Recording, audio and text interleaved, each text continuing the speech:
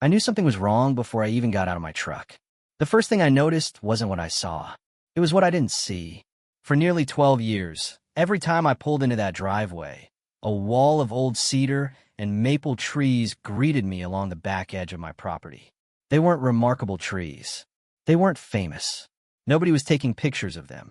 But they were mine, and after enough years, certain things become part of the rhythm of your life.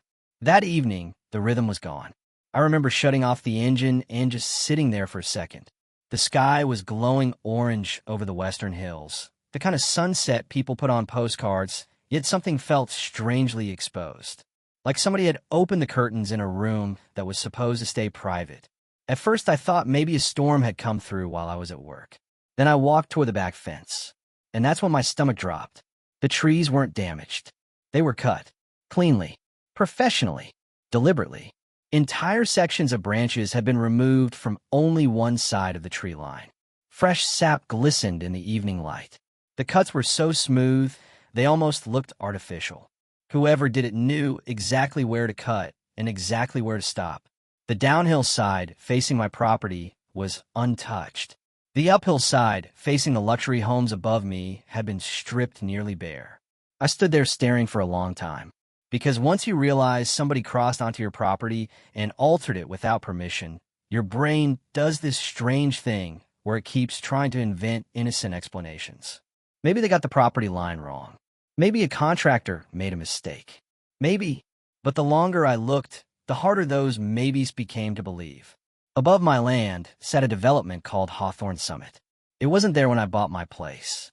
The developers arrived about 7 years earlier and transformed an entire hillside into what looked like a luxury resort disguised as a neighborhood. Massive houses, infinity pools, glass balconies, outdoor kitchens bigger than some apartments I'd lived in. And from up there, the view was incredible, or at least it was supposed to be. My trees happened to stand between several of those houses and the valley below. I remember laughing once when a realtor described the area as having unobstructed panoramic views. Not from every property, I thought. Apparently, somebody else had been thinking about that too. I went inside and pulled up my security cameras. Nothing fancy, just a few cameras covering the driveway, backyard, and rear access trail. The footage from that morning answered every question I had. At 10:17 a.m., a plain white utility truck rolled in through the back access path. Not the front entrance. Not the driveway. The back. 2 men stepped out wearing safety vests and hard hats. They carried chainsaws and moved with the confidence of people who had done this before. No hositashchen. No knocking. No attempt to contact me. They simply walked onto my property and started cutting. What bothered me most wasn't that they were there. It was how comfortable they looked. Like they weren't worried about being questioned. Like somebody had already assured them there wouldn't be consequences. I spent nearly an hour reviewing footage frame by frame. Eventually, I managed to capture a partial license plate. Not perfect, but enough. That should have made me feel better. Instead, it made me feel worse. Because finding evidence meant accepting what had actually happened. This wasn't an accident. It wasn't confusion. It wasn't a misunderstanding. Somebody wanted those trees gone. And for reasons I couldn't yet explain, they believed they had every right to make that decision for me. That night, I barely slept. Around midnight, I walked back outside and stood near the damaged tree line. The wind moved through the remaining branches, making a sound I wasn't used to hearing. The trees had always blocked most of the hillside above. Now I could see straight up to Hawthorne Summit, and that's when I noticed the tiny red lights. One, then another, then another. Little glowing dots scattered across the ridge. Security cameras, dozens of them, and every single one seemed to be pointed downhill, toward my property, toward my house, toward me. Standing there in the darkness, staring back at those blinking red lights, I felt something shift inside me. Because suddenly this wasn't about trees anymore. It was about something much bigger. And the next morning, I decided I was going to drive up that hill and get some answers. The next morning, I grabbed the plate number, threw a folder into the passenger seat, and drove straight up to Hawthorne Summit. Now, I've spent most of my life around people with money. Good people, bad people, normal people. Money itself doesn't bother me. But there are certain neighborhoods where you can almost feel the rules changing the moment you enter. Hawthorne Summit was one of those places. The entrance looked more like a private resort than a residential community.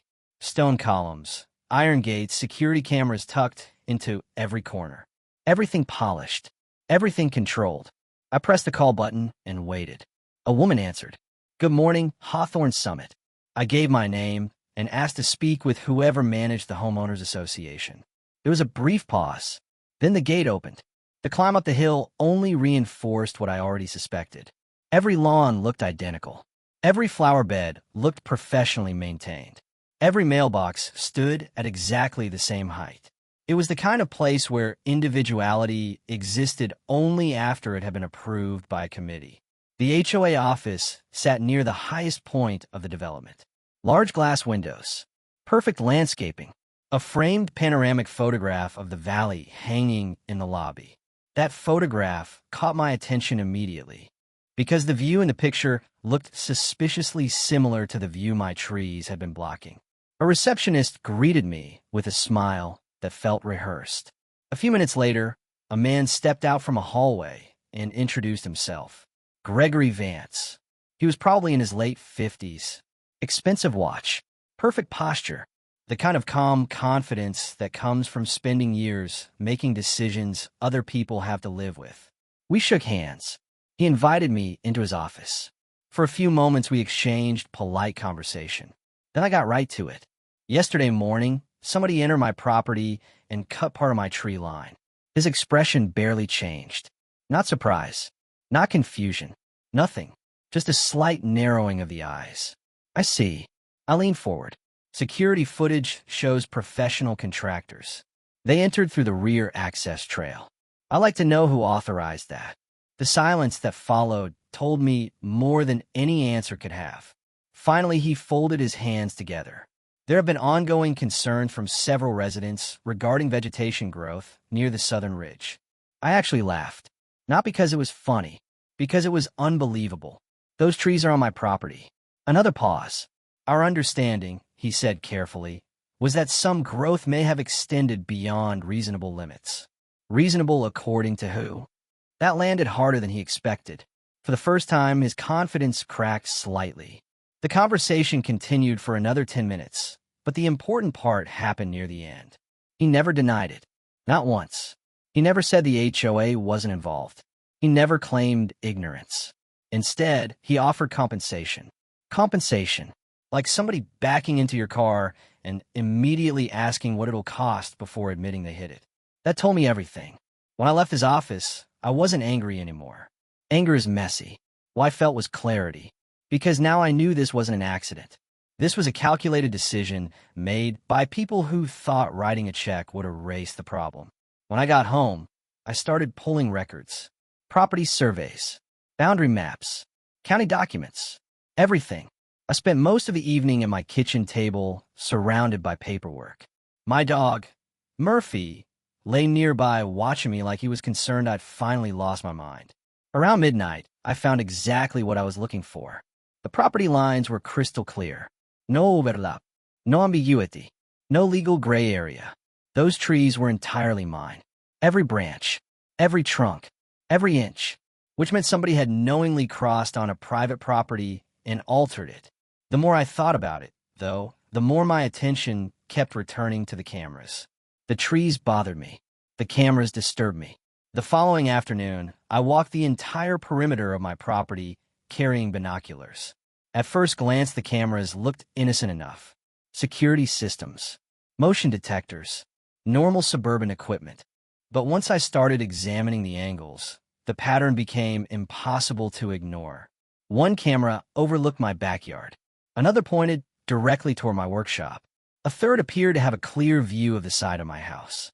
And one in particular, what made me stop walking, mounted high on the corner of a home near the ridge.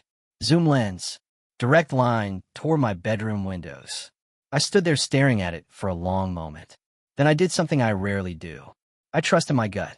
My father used to tell me something when I was young. If something feels wrong, don't ignore it just because nobody else sees it yet. Standing there beneath that camera, I heard his voice as clearly as if he were beside me. That evening I made 3 phone calls. The first was to a surveyor named Hank Delaney. Old school guy, blunt, accurate. The second was to a real estate attorney named Rebecca Collins, the kind of lawyer who spoke quietly and terrified people anyway. The third call surprised even me. I called a contractor. At the time, I wasn't entirely sure why. I just knew I was done waiting for other people to decide how much privacy I deserved. 3 days later, Hank arrived with equipment that looked sophisticated enough to launch satellites. He spent nearly an entire weekend measuring boundaries, checking maps, confirming markers, double-checking everything. By Sunday afternoon, bright orange stakes marked every inch of my property line. Monday morning, Rebecca sent formal notices. Trespass, property damage, potential privacy violations. Every claim backed by documentation. Every statement supported by evidence. No threats, no emotional language. Just facts. The kind of facts that tend to make powerful people uncomfortable. And then Tuesday arrived. Just after sunrise, 2 large trucks pulled into my driveway. The crews unloaded steel posts, equipment, and stacks of dark metal panels. One of the workers approached me while I stood there holding a cup of coffee. "You still want this built exactly along the survey line?" I looked toward the hillside, toward the luxury homes, toward the cameras, toward everything that had started this mess. Then I looked back at the stakes. Exactly along the line. The worker nodded. "All right." He climbed back into the equipment. Moments later, the first post disappeared into the ground. And as the sound of machinery echoed across the valley, I noticed movement on the ridge above. People stepping onto balconies. People pointing. People watching. For the first time since someone cut my trees, they looked nervous. And the funny thing was, they still had absolutely no idea what I was building. By lunchtime, whatever curiosity existed up on the ridge had officially turned into panic. You could almost feel it. The workers kept moving with the same steady rhythm, setting posts, securing panels, checking measurements. They didn't care about neighborhood politics. They weren't invested in HOA drama. To them, it was just another construction project. To everyone watching from Hawthorne Summit, though it was something else entirely. It was a loss of control. Around noon, my phone started ringing.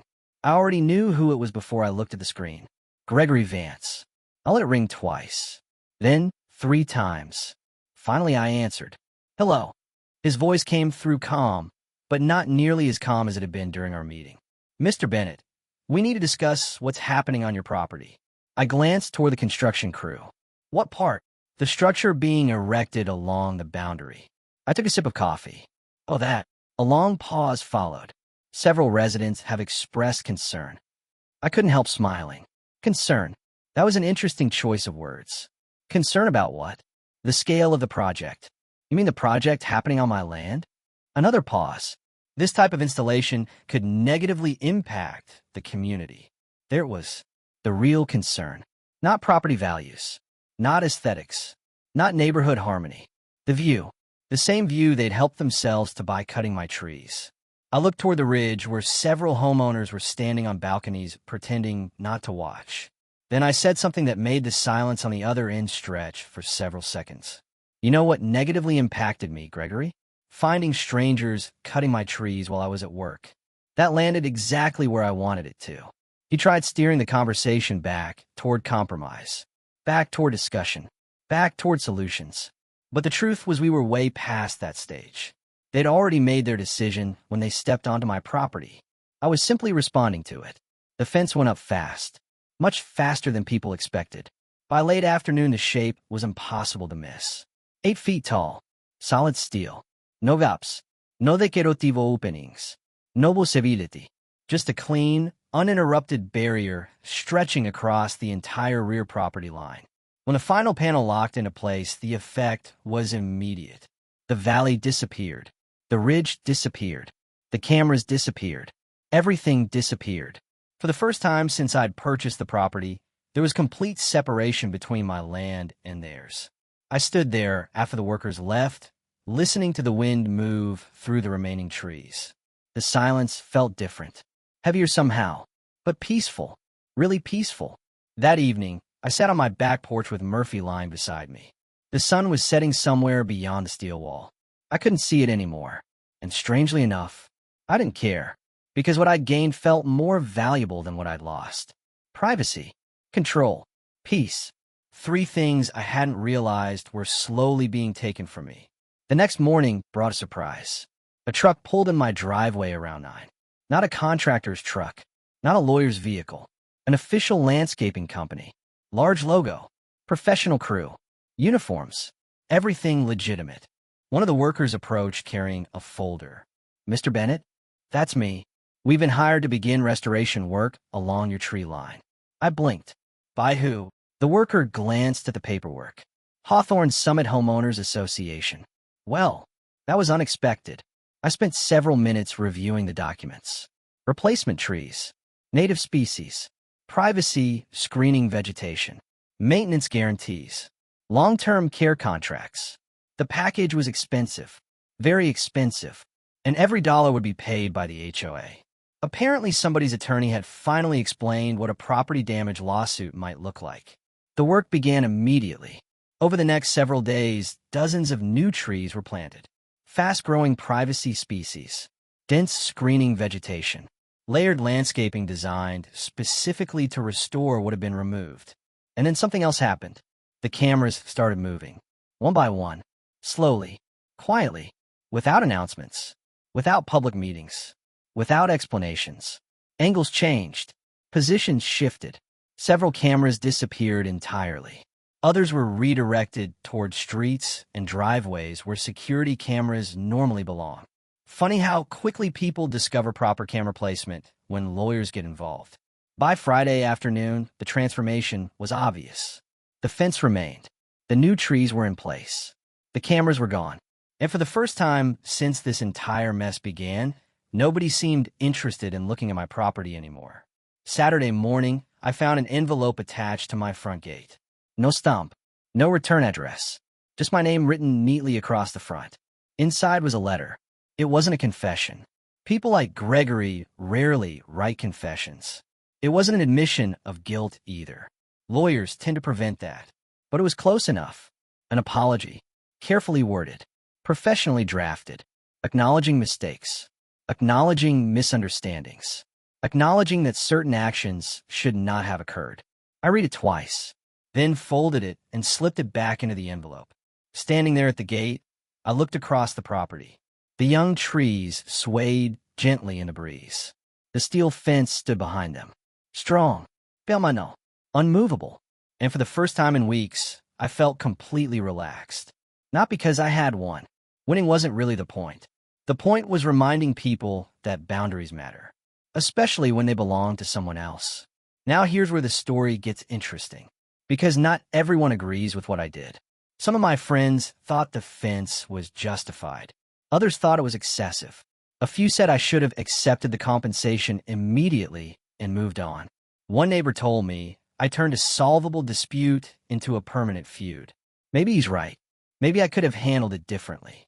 Maybe if I'd sat down with everyone involved, things would have ended with a handshake instead of 8 feet of steel. Or maybe not. Maybe people who feel entitled enough to cut your trees without permission don't suddenly become respectful because you ask nicely. I honestly don't know. What I do know is this. Nobody has touched a single branch on my property since. Nobody points cameras into my backyard. Nobody talks about shared vegetation anymore. And every night when I step outside, I sleep just fine. But I'm curious what you think. If someone entered your property, cut your trees, and treated your privacy like it was negotiable, would you have built that fence?